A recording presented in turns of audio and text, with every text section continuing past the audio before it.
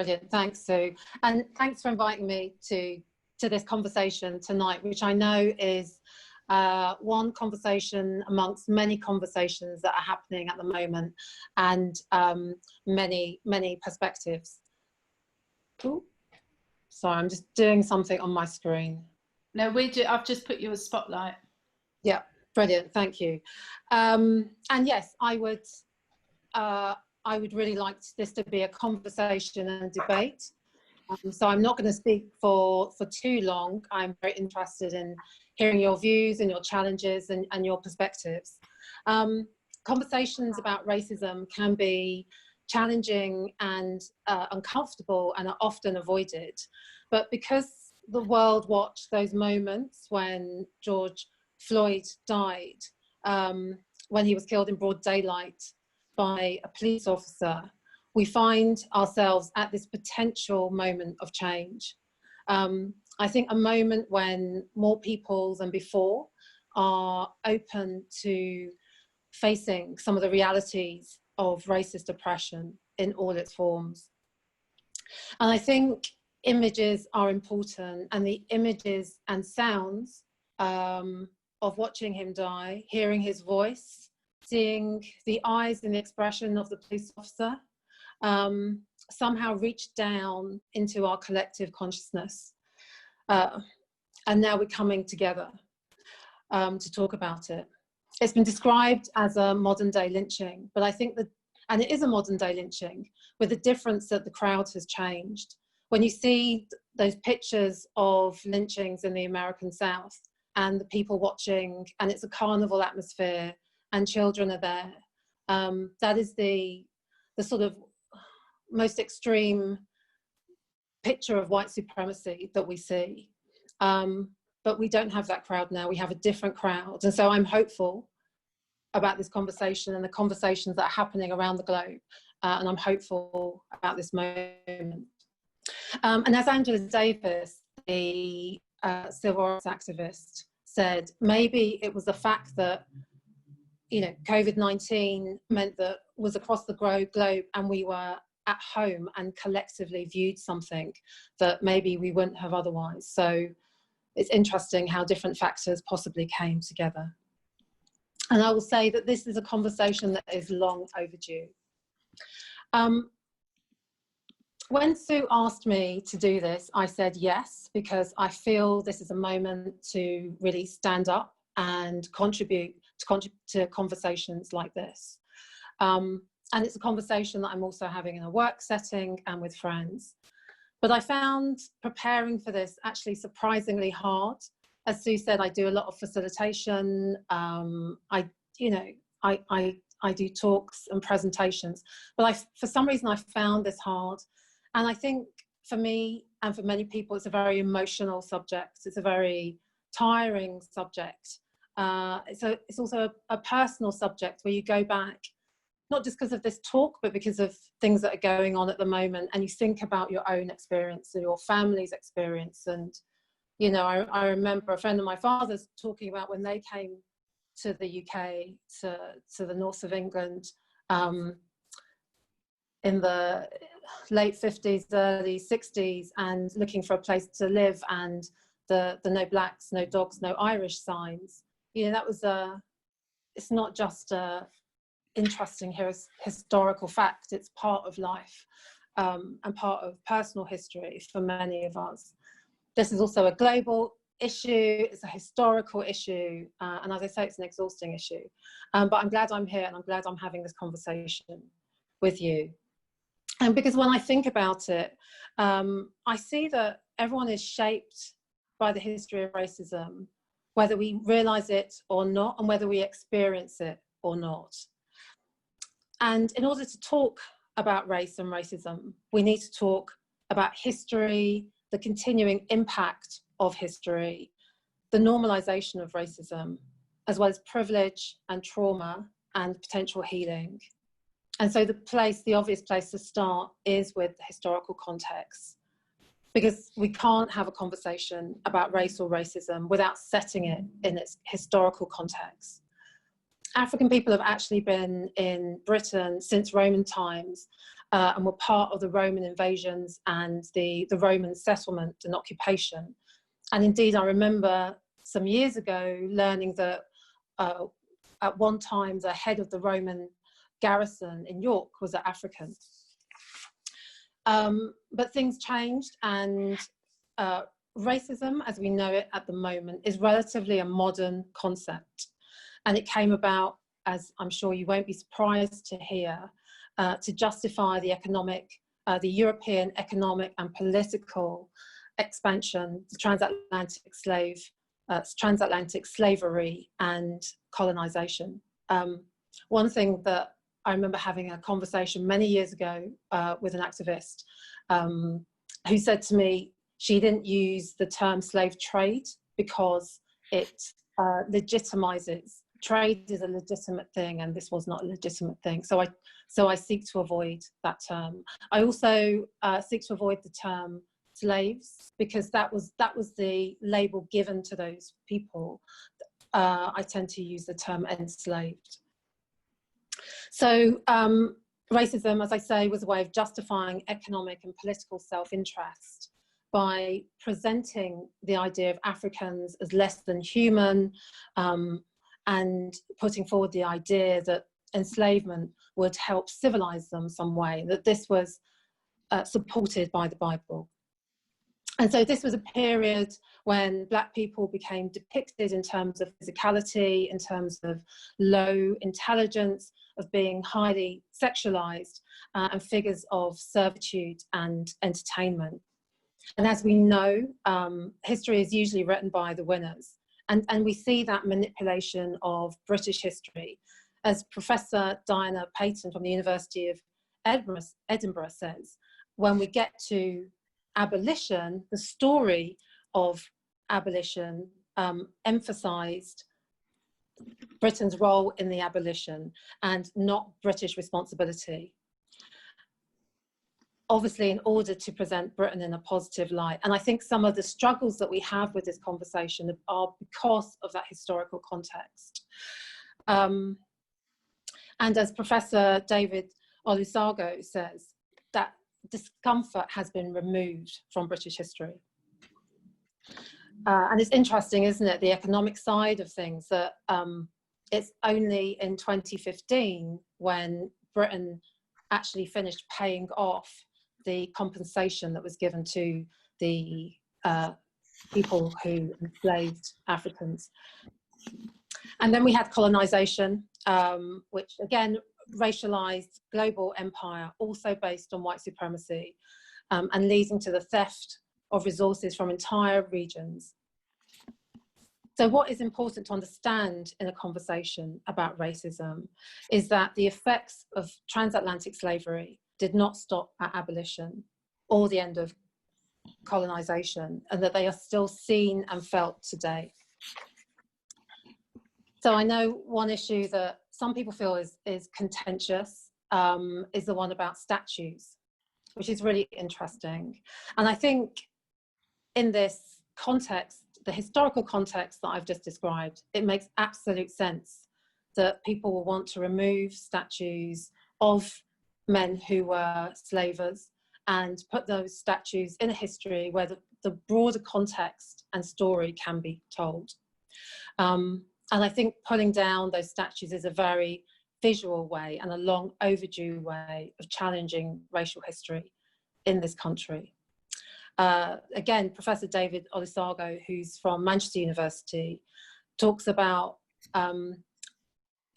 those statues being a way of honouring men who profited from slavery, is a way of telling people from marginalised groups that their views don't matter and that they have to live under the shadows of men who oppressed their ancestors. And I think that's a really good way of describing those statues that were put up because at the time they were seen as heroes. But they're not heroes unless your heroes are someone who made money from people trafficking, from torture, from forced labour and sexual exploitation and mass murder. And whilst there is that rose-tinted view of Britain's involvement in slavery and colonialism, the stories are often not heard or celebrated of others who've been part of British history. And that might be working class people, but also certainly Black, African and Asian people. For example, those soldiers who fought in the First and Second World Wars. And so there's been an erasure of that Black and brown contribution. So why is this relevant today? As I said, because we live in we live in a society where racist ideas are normalized, and they're what is described as structural or systemic, which means they're ingrained in the structures of society and seen as normal. And this plays out in a number of ways. Firstly, the inequalities that we see all the time, and many of us who work in the public sector or in charities or on sort of public issues or community, kind of inequalities that we're very familiar with in relation to disproportionality of the Black experience in relation to employment, to school exclusion, to treatment in the criminal justice system, housing, to ideas about beauty, to the sexualization of Black girls and women, which impacts decisions in court, through to the Windrush scandal and the response to Grenfell, and everyday experiences. So these things are very much alive, and I think must be seen in a historical context. In terms of that disproportionality, to give an example, David Lammy, the MP for Tottenham, did a review of the criminal justice system in 2017, and that was commissioned by David Cameron. And he found an overrepresentation of Black, Asian, and minority ethnic people in the criminal justice system. And for example, in custody, Black people make up 12% of adult prisoners, whilst being 3% of the population. And for young Black people, that's 20% of children and young people in custody who are Black. And he says in that report, which is a government commissioned report, that there is greater disproportionality of Black people in prisons here than in the United States. And I actually found, having read a lot about incarceration in the United States, I found that massively striking, and something that I wasn't aware of, that level of disproportionality. And I don't think many people are. Institutional racism has been an idea that has been, I think, sort of forced onto the mainstream following the report into the Met Police handling of the murder of Stephen Lawrence, that report by Sir William Macpherson. And he defined that institutional racism as a collective failure of an organisation to provide an appropriate and professional service to people because of their colour, culture or ethnic origin. And so in a mainstream context, we can see that this has already been recognised, but it hasn't yet fully been, in that report it's been recognised, but in wider society, I don't think we're yet to grasp that issue and yet to act upon it. And so we have a system where racial bias can affect even fair-minded policies and made by fair-minded people. Secondly, around the issue of normalization. When something becomes normalized in society, it affects how we see ourselves, it affects how we see other people. And I've been reading some work by an American professor called Ibram Kendi, who's written a book called something like How to Be an Anti-Racist. And he says you can be someone, and he's talking about himself, he's an African-American, and his parents were activists. So you can imagine the very positive household that he grew up in. And he says, you can be someone who has no intention to be racist and believes in and fights for equality, but being conditioned in a society that is shaped by racism, you can perpetuate those ideas yourself, no matter what colour you are. And he gives an example that he had to relearn, and it's the commonly held view that black neighbourhoods are more dangerous than white neighbourhoods. And reading that, it reminded me of a conversation that I had with somebody in around about 2004. I went on a work visit to New York, and I was learning about their approach to criminal justice, and I had a conversation with somebody over there, and we were just talking about, you know, where might I go whilst I was there. And I showed him my guidebook. We were looking at my guidebook, and it talks about, I'm pretty sure it was Harlem, that it described it in terms of its danger and its crime rate. And this guy said to me, well, you know, that's really racist. You wouldn't describe a white neighborhood like that. And I was reminded, reading what Ibram Kendi said, that actually when in 2004, when this man said that to me, I thought I hadn't even questioned it. I just had thought, oh yeah, it's a dangerous and violent place. I had absorbed that view of black neighborhoods myself. And so I think, you know, we all need to have introspection and wake up to some of these issues, whilst being gentle and kind to ourselves and to other people. And the third thing to say about this kind of normalization of racism that we don't even see a lot of the time is that because of the reality of our shared history, we cannot blame racism and the death of George Floyd and other things that, you know, terrible things that people have done on a few bad apples, because racism is so far-reaching in society. And it's not simply a result of ignorance and hate. And the reason I was actually drawn to this article by Professor Kendi was because the title said that education and love are not the answer. And that really challenged me, because I like to think education and love are part of the answer, but actually we're naive to think that that is simply the answer. So I'm going to touch on privilege. White supremacy and white privilege are concepts that many people, both black and white, shy away from. But hopefully it's evident in what I've said about history and inequality that white privilege is something that is real. And for me, this is something that I've only recently really thought about. One of the best descriptions of white privilege and supremacy I've heard is the Facebook Live by Brené Brown, who is an American, she's a vulnerability and shame researcher, storyteller. And she talks about white supremacy as being very real in American society. And she's commented on what's happening at the moment and saying, actually, what we see is white supremacy playing out, and this is how things are set up. And I know it's different in America to a UK context, but we have a version of this in the UK context. The other thing that I really like about Brené Brown's approach is that she also talks about privilege as contextual. And what she means is that each one of us in a certain situation will have a level of privilege. So if you are a straight couple, you can walk down the street holding hands in a way that a gay couple can't always do that.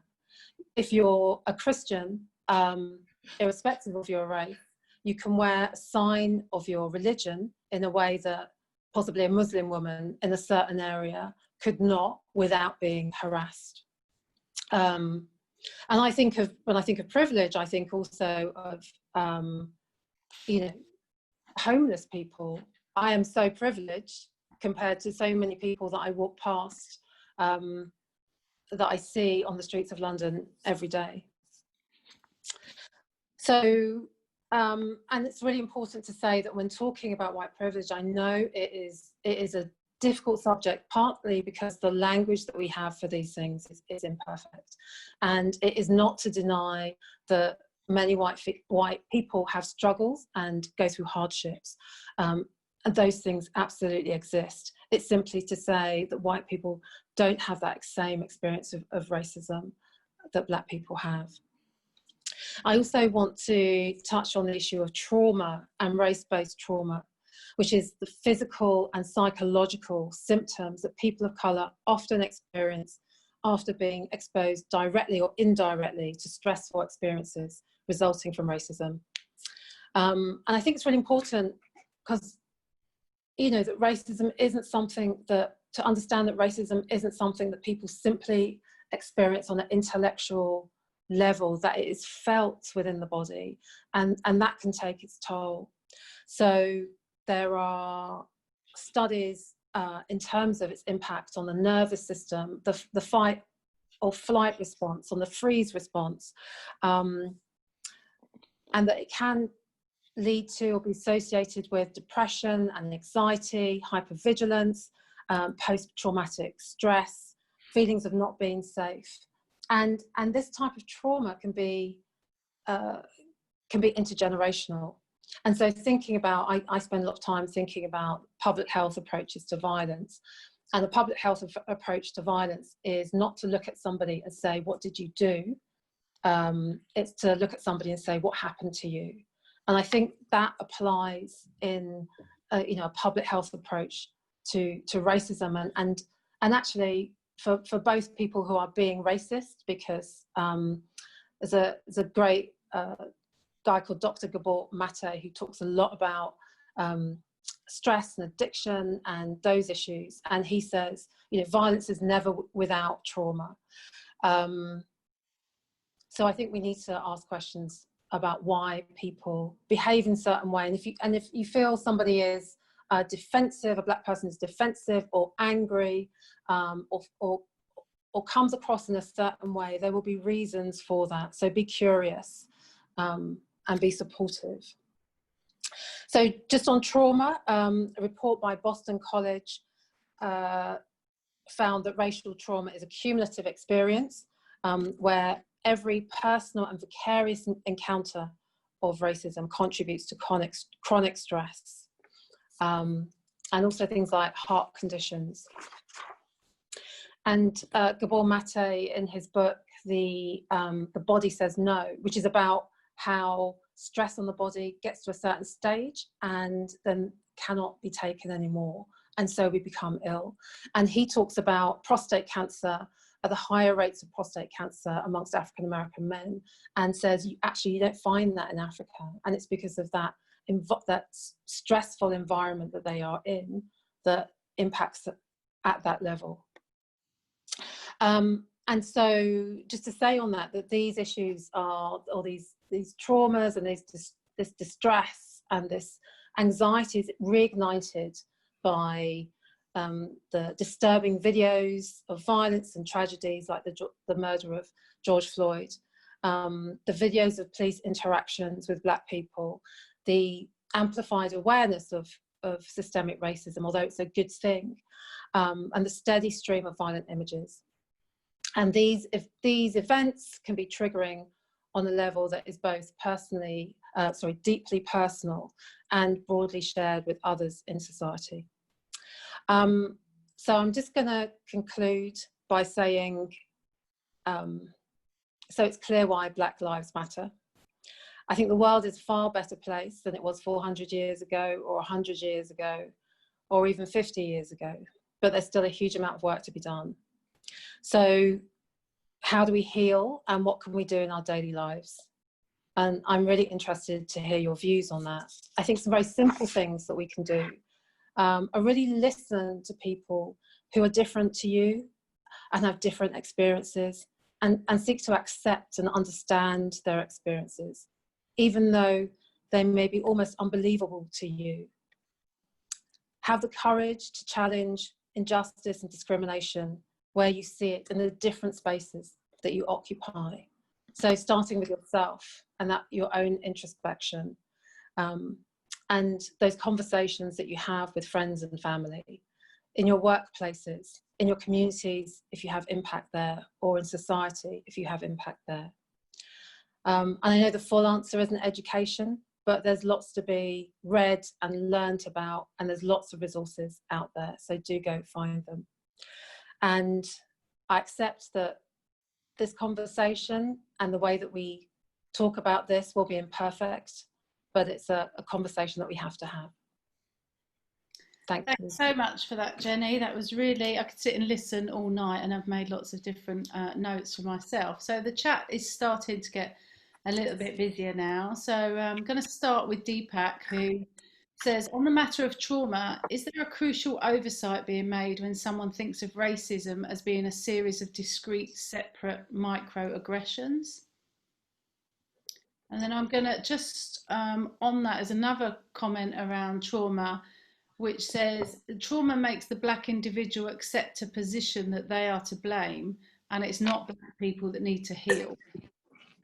So that's something about trauma there, but your views on that. Then we've got another one which says, I wondered if Jenny has any comments about the BAME/BIPOC interrelationships, i.e. embedded Asian and anti-blackness. We don't talk too much about that here in the UK. And then Deepak also says he's an anti-racist activist and trainer. And he's noticed a slow but steady rise of anti-racist education groups composed of either all white people or with a token black person. To what extent does this corporatise anti-racism work, again for profit, by persons who, in a capitalist system, of greater agency, i.e. the white males and females? And how does one sensitively proceed with anti-racism education? Lots of thank yous coming up there. And then lastly, we must have political will and leadership if anti-racism movement is to be successful. So I'm going to stop there, let you digest some of that, see how you want to respond to any of those. And then in the chat, if anything else comes up there that you want to ask Jenny or just see what she's thinking on something, then please do put it there. And equally, if you're in the chat and you feel that you've got a response to anything that's coming in the chat, don't wait for Jenny to answer that. By all means, put your own thoughts and ideas in there too. Okay, Jenny, any of those you want to answer first? Sure. I mean, the one about trauma and this whole thing about black people sort of being to blame for their own trauma. So what I've been reading about, and you know, there will be people on this call who are expert in many aspects of this issue to a greater extent than me, and I'm interested in your views. So I've been, I think that trauma of that black experience needs to be seen through the black experience, and the importance of therapists and counsellors understanding that the sort of the post-colonial context that black people operate in, that can be absent from a therapeutic response. So I don't think trauma is about, if I'm understanding the question rightly, is about blaming black people. I think it's a reality of people's life. It is. I think it's traumatic to everybody, whoever you are, if you're a compassionate person, to see the kind of, you know, from black people being shot, killed, through to the sort of poor policing practice that we might see here. My point is that it has a physical effect on us. It is tiring, it is exhausting, and it's partly traumatizing. I think in terms of healing, absolutely, that is not just something that is unique to black people. I think across the board, you know, the people who, and I kind of skipped over this point quite quickly, but people who perpetrate violence, even, you know, be that racial violence, I believe that also comes from a place of trauma. So I think that the healing, whatever that looks like, and I don't have the answer to that,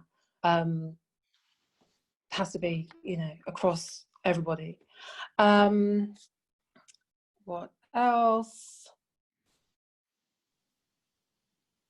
So I made a quick note, Sue, around the BME and Black, Indigenous, people of colour, and anti-blackness, but I didn't get the whole question. The question was around whether you had any comments about those interrelationships, I embedded Asian anti-blackness because we don't Okay. talk about much of that when we're talking about white supremacy, I guess. Yeah, and actually my talk was longer and I thought, oh God, it's too long. So I cut it down. And part of that was I recognized, it's important to recognize that this conversation is about, has a certain focus, and there are a wide range of other issues which, you know, racism has a different context in different countries. So how things are here, it's very different to, it's different to America, it's different to Brazil, it's different to Jamaica. And there are issues between groups at times. I was having a very interesting conversation with someone online about Gandhi, and I hadn't realised that there was I think it was a university or somewhere in Ghana where there was a statue of Gandhi, and it was toppled because of Gandhi's racist views. And then this person explained to me that yes, when Gandhi was in South Africa, and he was living in a context of where, you know, racial hierarchy, which put black people at the bottom and Asian people closer to whites, he took on board those views. But later in his life, he changed. So absolutely, I mean, you know, we can talk about colorism and how if you went to Jamaica or the places in the Caribbean, if you're a lighter skinned black person, you are likely to be at the upper echelons of society than if you're a darker skinned person. So, I mean, those issues are all there. And yeah. And then this question around anti-racist groups and the corporatization of anti-racism work, focusing on white agency and a black person who is sort of there in a sort of tokenistic way. I mean, you know, the person, was it Deepak who asked the question? Yeah, I think so, yeah. You know, you will know more than me, but it's not going to be truly anti-racist work if it is, if the black representation on that isn't genuine. I think separately, you know, white people having agency and affecting change is to be welcomed, but you have to look, it's got to be credible, and you know, you need to look at your management teams and who's involved and why. So at work, I work in a brilliant organisation. We're very diverse, but our middle layer of management is not diverse. So I'm introducing something called leadership. I've announced it this week, a leadership group which will draw on people from across the organisation at different levels to ensure that wide range of people. And I want a gender, I want a race, I want an age balance on that group, so all those people have a voice. Yeah, I mean, if you're in an all-white group and you've got black and Asian colleagues or people that you could be drawing on and you're not, I mean, you know, you need to look at that. There was a question about political will and leadership. Yeah, and there's some more that's come up on the chat while you were talking, a question in whether the setting up of the Inequality Commission headed by Munira Mirza has both questioned the existence of institutional racism and dismissed people's experience of racism as cultural grievances. And so the question is, do we think there is any political will to seriously engage on a meaningful level? And then there's some comments in relation to that about feeling that there isn't that much of political will. And then there was another comment there about, is there a kind of black lived experience of don't bother with any movements because nothing ever changes anyway? Okay. Yeah, and just to say, I've seen a comment which that he did not die, George Floyd did not die, he was murdered. Absolutely, absolutely. I mean, anyway, so it's fine. I didn't bring that up because you said it already. Yeah, I mean, and it's a really good point, and yeah, that absolutely.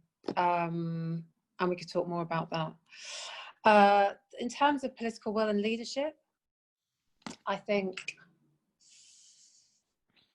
that yes, the person who's been earmarked to lead this review, who doesn't believe in systemic racism, it's an interesting choice. I think,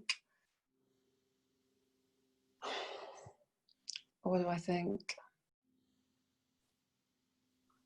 I think it's broader than political leadership. I think that the political leadership will catch up, may or may not catch up. I think all I can say is that we, as individuals and collectively in our daily lives, need to do something and be part of the political process.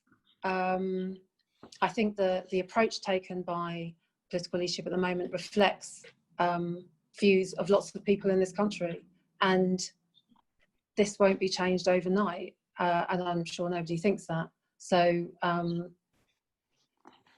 I think for me, it depends who they get involved, who they talk to. I think Lord Woolley, Simon Woolley, who was in Operation Black Vote for a long time, is part of that, I hope. So let's hope they get some good people around the table.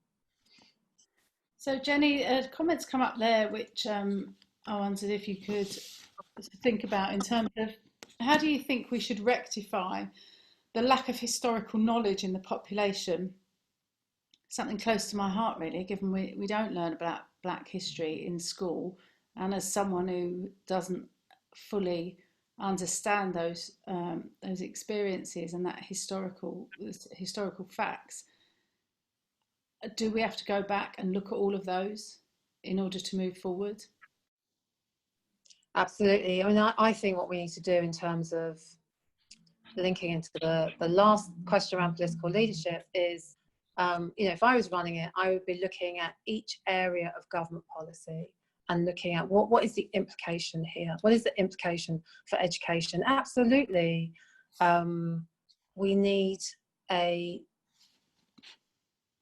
more truthful and a more honest teaching of education in schools. Sorry, can everyone hear me? Yeah.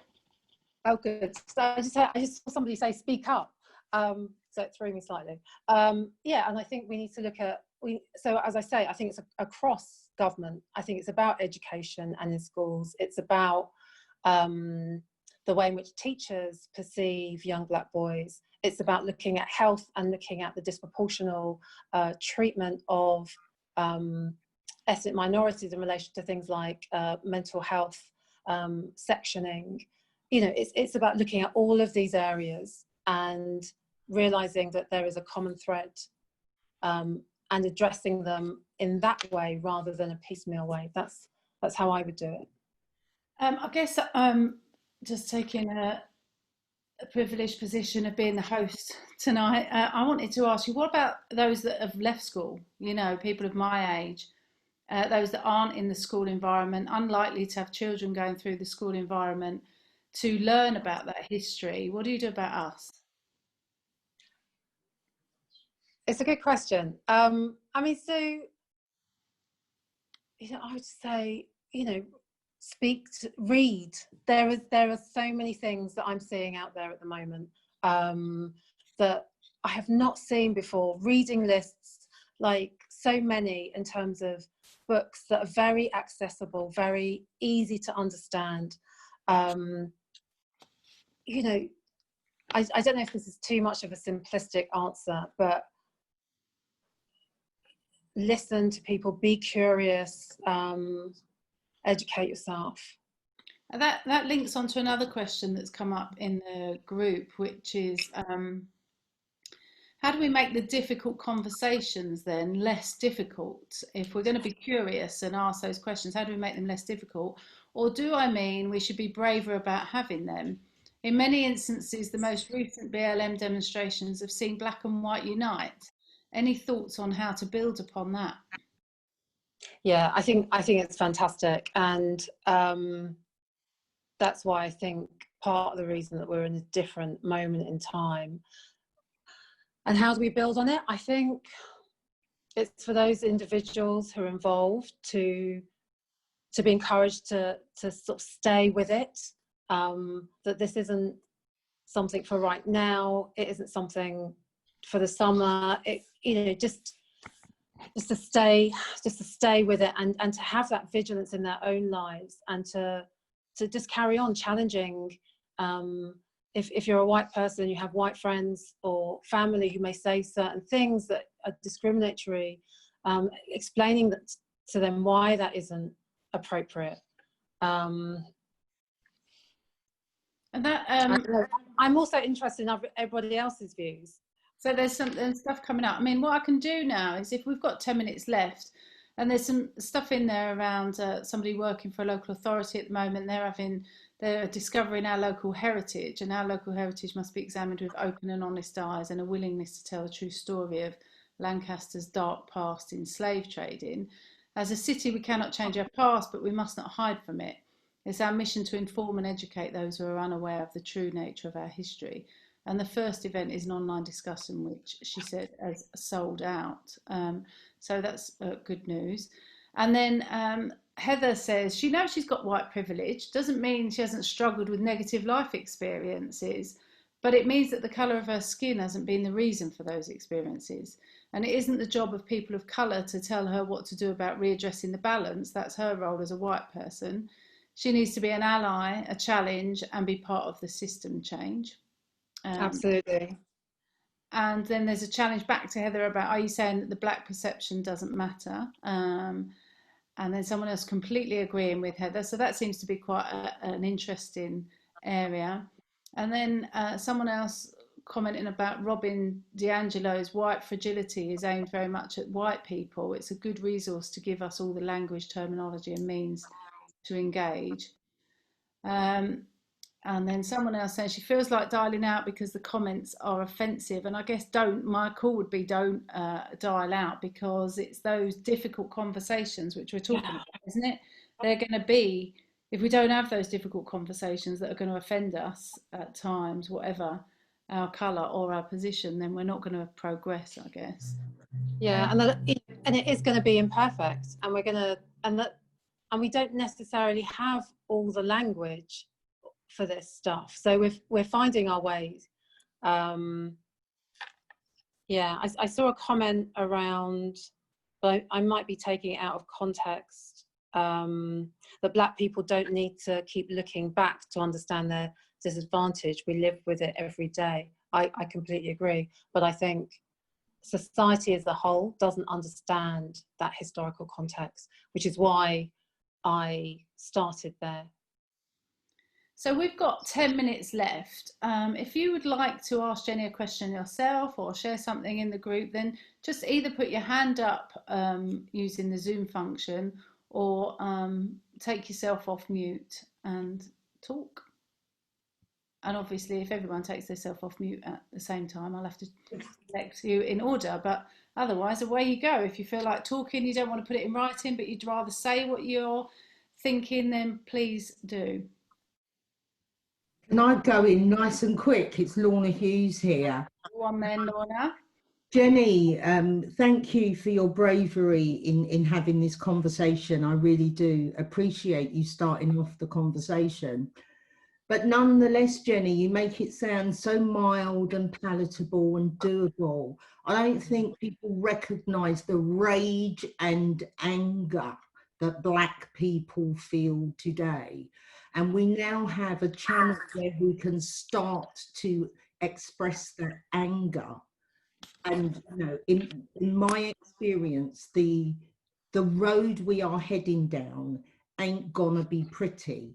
So I think it's time to stop intellectualizing, face facts, and people's lives have to change in a very basic, fundamental way that allows people to address their basic needs. And we haven't got to intellectualize this issue. We've got to deal with it, and change must happen. This has been a very long road. It ain't new. It's all been said, done, reviewed and recommended to the nth degree, where people are now raging. And I don't know how you can articulate it so politely, Jenny. That is, in fairness, Lorna, that is why I asked Jenny to lead this Cuppa, because I know she's feeling rage and I know she's feeling anger. but I also know that she's able to kind of manage that rage and try and start that conversation. But I'll let you respond to that, Jenny. Yeah, I mean, you're absolutely right, Lorna. And I didn't set out to write an intellectual response or a nice response. And I think, yes, yeah, there is that anger, and that anger is completely valid.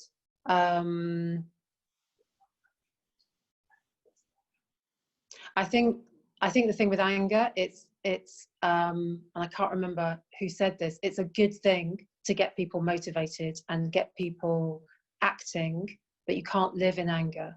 So I would say, because it burns you up, and so I would say, however we come to this conversation, whether it's the way that I've come to this conversation, and my talk was longer, and as I say, I cut things out. And I did have something in there about anger being a completely legitimate response. I mean, absolutely it is. But what I would say is all those voices have to be recognised. So whatever we can do in our own lives, we all have a part to play. And yeah, absolutely. I've got a comment in the chat here, which is from Gary, who says it's been 21 years since the Macpherson report, one of the most respected and lauded inquiries in British history, yet arguably nothing has changed. The disproportionate and ill treatment that still reflects institutional racism has failed millions. What will it take? What leadership or political will would make a difference? 4 officers with batons drawn, drag a black male from a car in front of his family. We need passion and emotion to be edgy and angry. We can't just hope for a new review. And then Zarine's responded to that, saying how disappointing it is when you see that, and let each of us commit to keep that dialogue going in these times. Yeah. I mean, I do. I mean, Gary, you know more about policing than I do. What do you think needs to happen to change? I mean, so yeah, this idea about defunding the police. I think there needs to be, and Alex Vitale's book, The End of Policing, about how the current approaches just don't work. So more training is not going to work. More unconscious bias stuff is not going to work. Doing stop and search differently is not going to work. So I think there needs to be radical change. But I'd love to hear your view.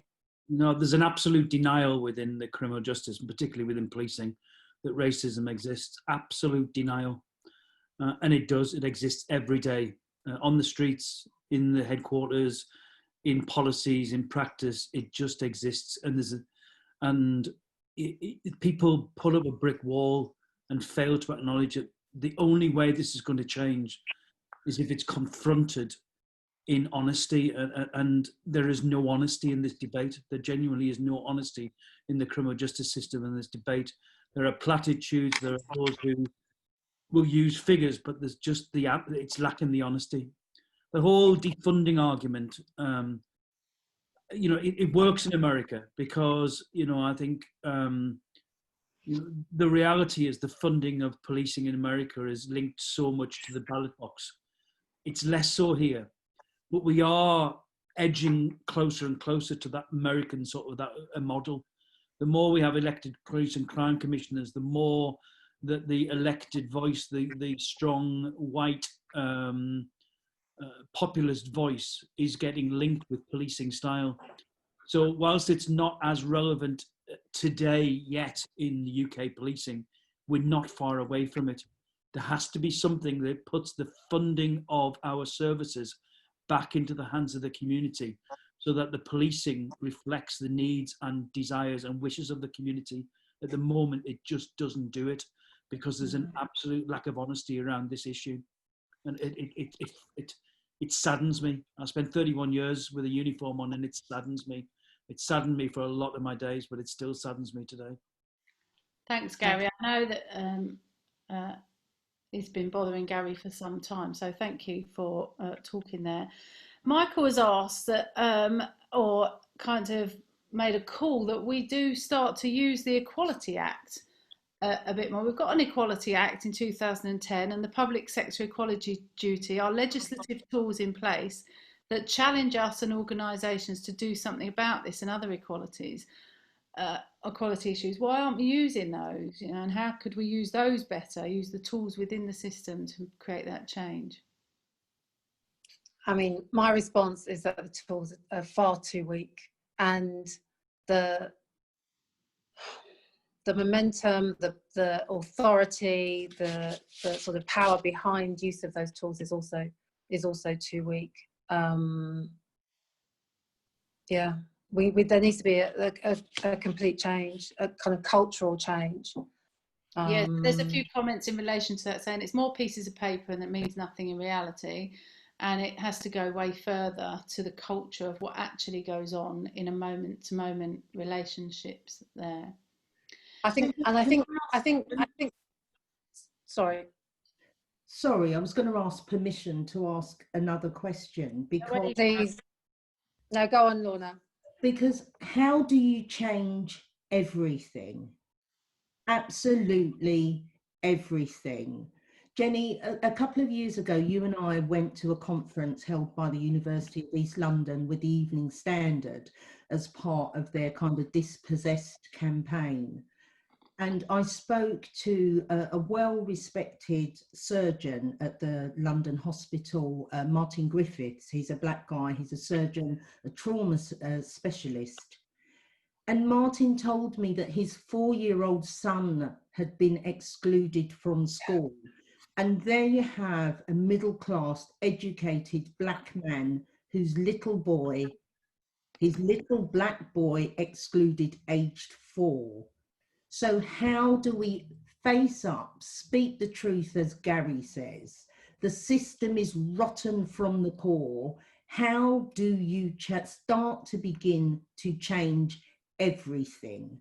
And my white friends on the telephone call tonight, please don't be offended. You know I'm a passionate woman, and I don't say this with thoughts of individuals. But believe you me, the living ain't easy as a black individual.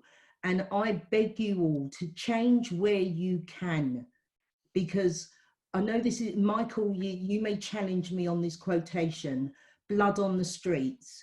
There will be blood on the streets for a different set of reasons. Thanks, Lorna. I guess we wouldn't have got through a call properly on anti-racism without that passion coming out, and a really good challenge. I mean, the question, how do you change everything, is just such a brilliant question, isn't it? I mean, where do you start? And your kind of acknowledgement of, you know, the white people on the call and change where you can. I can only speak from personal experience here, but if it's entrenched and systematic, structural, we don't always see where that's happening. You know, we don't always see how our language might be affected or our behaviours might be affected. And that's really why I guess I, as a white woman, wanted to ask for a virtual cuppa, because how do I know where I might be racist, but unintentionally, you know? And I think that those are really good conversations to be had. So yes, we need to change where we can, and we need to have those discussions about how to change that. I'm really conscious that it's now. So I was just going to say, I'm really conscious that, and when I was putting this together, that this is a very short space of time, and this is one conversation, and absolutely, whether it's with virtual cuppa or in different spheres of people's lives, we need to continue these conversations and challenging and empowering people and doing things differently. But yeah, absolutely. So I've got